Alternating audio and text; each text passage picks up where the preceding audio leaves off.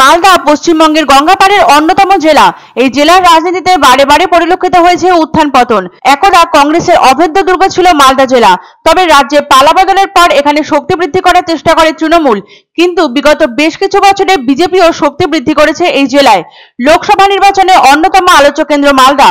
2021-এর বিধানসভা নির্বাচনে দক্ষিণ মালদা লোকসভার 7টি বিধানসভার মধ্যে 6টি বিধানসভাতেই জয়ী হয়েছিল শাসক দল।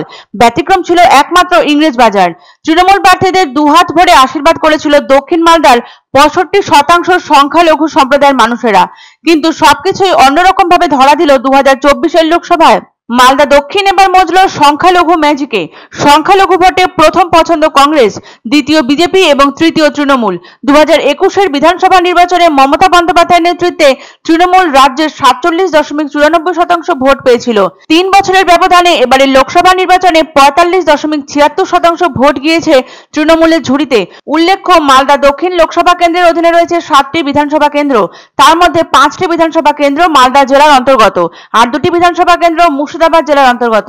মালদা জেলার অন্তর্গত বিধানসভা কেন্দ্রগুলি হলো মানিকচক, ইংরেজবাজার, মোথাবাড়ি, সুজাপুর, বৈষ্ণবনগর, ফারাক্কা ও শামশেরগঞ্জ। এই 2টি বিধানসভা কেন্দ্র মুর্শিদাবাদ জেলার অন্তর্গত। ইংলিশবাজার, মানিকচক এবং বৈষ্ণবনগর ছাড়া বাকি 4টি বিধানসভায় উল্লেখযোগ্য ব্যবধানে লিড পেয়েছে কোতোয়ালি গণি পরিবারের সদস্য তথা কংগ্রেসের নবনির্বাচিত সাংসদ ঈশা খান চৌধুরী। নির্বাচনের আগে মালদা এসেছিলেন সর্বভারতীয় তৃণমূল কংগ্রেসের সাধারণ সম্পাদক অভিষেক বন্দ্যোপাধ্যায়। সেই মুহূর্তে দলীয় কাউন্সিলরদের সতর্ক করে গিয়েছিলেন তিনি। যে ভোটটা পেয়ে কাউন্সিলর নির্বাচিত হয়েছিলেন তারা সেই ভোটটা ধরে রাখার নির্দেশ দিয়েছিলেন অভিষেক বন্দ্যোপাধ্যায়। ইংলিশবাজার পৌরসভার 29টি ওয়ার্ডের মধ্যে বিজেপি লিড পায় 28টি ওয়ার্ডেই। এই বিধানসভায় কংগ্রেস বেশ অনেকটাই পিছিয়ে ছিল, কারণ মালদার ইংলিশবাজারে বিধানসভায় ভোটের সংখ্যা কম ছিল সংখ্যালঘুদের। তবে সংখ্যালঘু ভোটকে অবলম্বন করেই রক্ষা পেল বরকত গনি সাহেবের দুর্গ। রক্ষাকর্তা ঈশা খান চৌধুরী। তিনি পশ্চিমবঙ্গ থেকে একমাত্র কংগ্রেসের নির্বাচিত সাংসদ। তাই সব মিলিয়ে মালদা দক্ষিণে সংখ্যালঘু ভোটে প্রথম পছন্দের তালিকায় রইল কংগ্রেস। দ্বিতীয় ও তৃতীয় স্থানে যথাক্রমে বিজেপি ও তৃণমূল কংগ্রেস। তবে এই ফল নিয়ে নিরাশ তৃণমূল কংগ্রেসের রাজ্যের সহসভাপতি তথা ইংলিশবাজার পৌরসভার চেয়ারম্যান কৃষ্ণেন্দু নারায়ণ চৌধুরী। তিনি বলেন, কয়েকটি নির্বাচনে এই ধারা অব্যাহত রয়েছে সমগ্র উত্তরবঙ্গ জুড়েই। আমরা অত্যন্ত আশাবাদী ছিলাম। তুলনাহীন উন্নয়ন করেছেন মুখ্যমন্ত্রী। পাশাপাশি তার দাবি, এই ফলাফল অবশ্যই বিশ্লেষণ করা হবে। অপরদিকে পাল্টা প্রতিক্রিয়া দেন ইংলিশবাজার পৌরসভার বিরোধী দলনেতা তথা দক্ষিণ মালদার বিজেপির সাধারণ সম্পাদক অম্লান ভাদুরী। তার দাবি, ক্ষমতায় আসার পর থেকেই গোটা পশ্চিমবঙ্গকে সংখ্যালঘু এবং সংখ্যাগুরুতে ভাগ করে দিয়েছে তৃণমূল। এই কারণে একযোগ হয়ে গেছে সংখ্যালঘু ভোট। শুধু তাই নয়, শহরের লোক পুরোপুরি প্রত্যাখ্যান করেছে তৃণমূল কংগ্রেসকে। আর মালদা জেলা কংগ্রেসের সাধারণ সম্পাদক কালীসদন রায় বলেন, আমরা সংখ্যালঘু সংখ্যাগুরু এইভাবে বিচার করি না মানুষকে। এলাকার ইতিহাস বলছে, দক্ষিণ মালদার রাজনৈতিক মহলে হাত শিবিরের হাত যথেষ্টই শক্ত।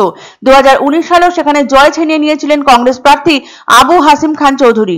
বস্তুত বিজেপির বারবারন্ত এবং তৃণমূলের 42-42 টার্গেটের মাঝেও এই জয় অত্যন্ত গুরুত্বপূর্ণ ছিল রাজনৈতিকভাবেই। রাম মন্দির যেখানে আছে ফৈজাদাবাদে, সেখানে হেরেছে, আর মালদার রেজাল্ট আলাদা হচ্ছে। খুবই দুর্ভাগ্যজনক। আমরা এটা পর্যালোচনা করব, যা বলার আমাদের লিডার আছেন তারা বলবেন।